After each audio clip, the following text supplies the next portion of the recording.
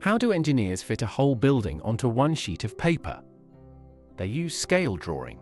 Today you'll learn to draw solids to scale. A scale drawing is a smaller or larger copy of an object where every length is reduced or enlarged by the same ratio. That ratio is called the scale.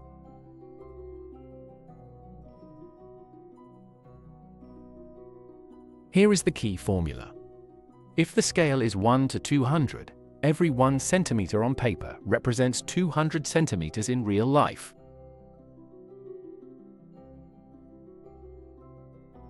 For solids, we draw each face separately, showing the front view, side view, and plan view. Each view is drawn to the same scale.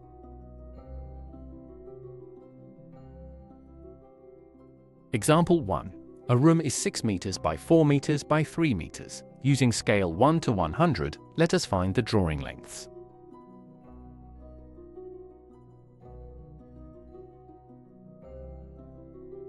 Convert to centimeters first, then divide by 100.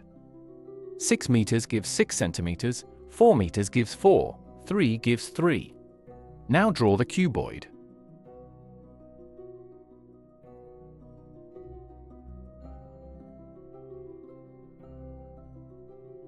Example 2, a harder one. A water tank is a cylinder, radius 1.5 meters, height 5 meters. Use scale 1 to 50.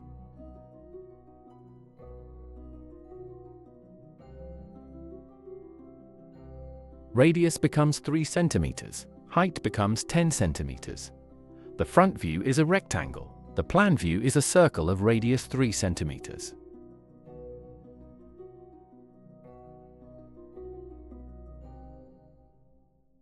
Common mistake. Many students divide meters directly by the scale factor without converting to centimeters first. Always convert to centimeters before dividing.